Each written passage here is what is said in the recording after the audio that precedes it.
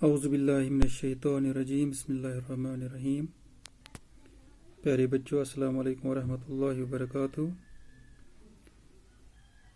آج جو ہم سبق لے کے آئے ہیں 7ویں کلاس کے اردو کا سبق ہے اور اس ٹاپک کا نام ہے شاہ ہمدان۔ تو پیارے بچوں، شروع کرتے ہیں ہم شاہ ہمدان رحمۃ اللہ علیہ جو ٹاپک کا نام ہے، اس کے بارے میں ہم پڑھیں گے کہ شاہ ہمدان کون تھا، کہاں پیدا ہوئے اور اس کے کیا احسانات ہے خاص کر کشمیریوں پر۔ پیارے بچوں، شاہ ہمدان رحمۃ اللہ علیہ کا نام سید علی تھا، یعنی کہ جو اس کا اصلی نام اس کا علی تھا۔ اور پھر جو اس کے القاب جو اس نے حاصل کیے ہیں، جو اس کے لقب ہے، وہ ہے امیر کبیر، علی ثانی اور امیر۔ تو یہ جو نام ہے یہ اس کے القاب ہیں۔ شاہ ہمدان رحمۃ اللہ علیہ 12 رجب 714 ہجری بمطابق 12 اکتوبر 1314 کو ہمدان میں پیدا ہوئی۔ کیونکہ یہ ہمدان میں پیدا ہوئی ہے اسی لیے اس کے نام کے ساتھ ہمدان لکھا جاتا ہے، شاہ ہمدان۔ تو اگر اس کا شجر نسب دیکھیں گے تو اس کا شجر نسب جو ہے، جو اس کے جد اجداد وغیرہ ہے، ان کا سلسلہ جا کے حضرت علی کرم اللہ تعالی وجہ کے ساتھ جا کے ملتا ہے، جو چوتھے خلیفہ تھے اسلام کے۔ تو شاہ ہمدان رحمۃ اللہ علیہ، اس کا جو والد صاحب تھا اس کا نام تھا سید شہاب الدین، جو ایک عالم تھے، بہت بڑے عالم تھے، عالم دین تھے۔ چونکہ اس کے والد صاحب جو تھے شہاب الدین، وہ بڑے عالم تھے، عالم دین تھے، تو اس لیے اس نے چھوٹی عمر میں ہی یہ دینی علوم جو ہے وہ اس نے حاصل کیے، ان سے یہ بہرور ہوئے۔ تقریباً یہ 12 سال کی عمر میں ہی اس نے یہ مکمل کیے۔ شاہ ہمدان رحمۃ اللہ علیہ نے وادی کشمیر میں اسلام پھیلانے کے لیے کافی محنت کی ہے،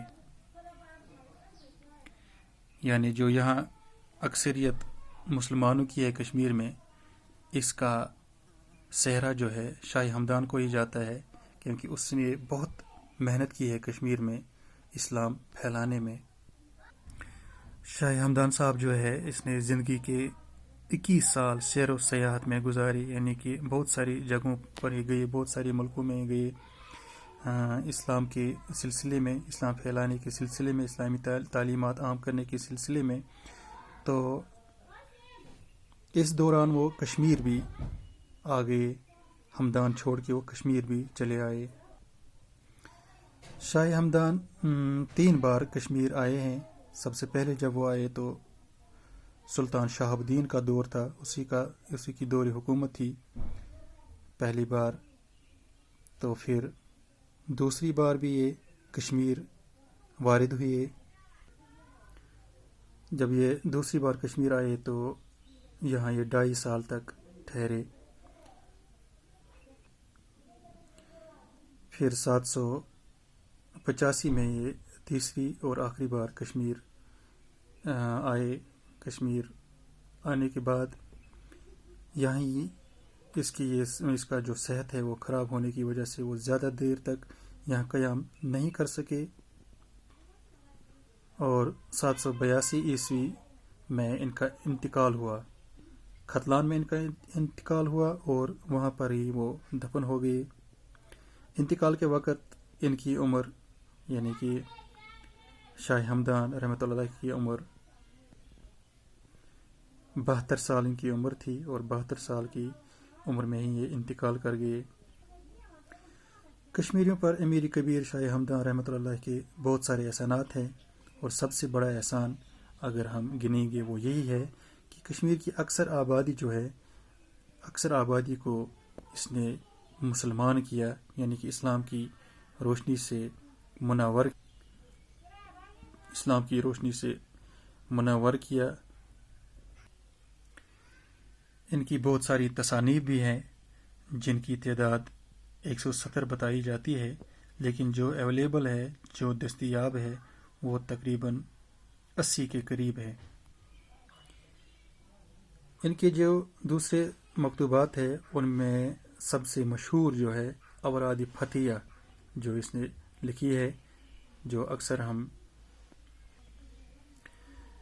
वो पढ़ा करते हैं। अवराद फतिया ये इन्हीं की तसानीफ में से एक है। फिर ज़कीरतुल मुलूक, मशारिबुल अज़वाक, मकतूबात अमीरिया, रिसाला कायदा, चहल इसरार है, रिसाला मिनहाजुल आरफीन है, कशफुल हकायक, रोज़तुल फिरदौस और मनाजिल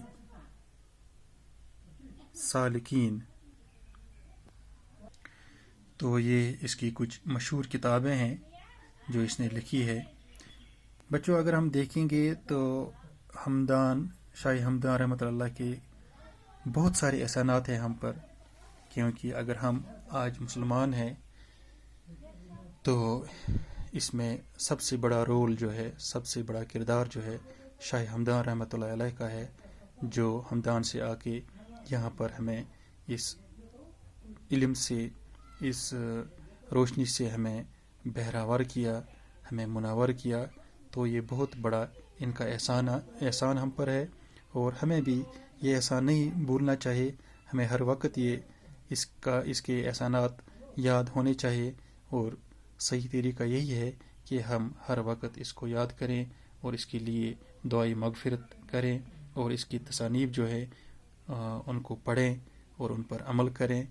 तो अल्लाह इनकी जो खिदमत है इस्लाम के लिए, अल्लाह उसको अपनी बारगाह में कबूल फरमाएं और इनके दर्जात बुलंद करें। आमीन।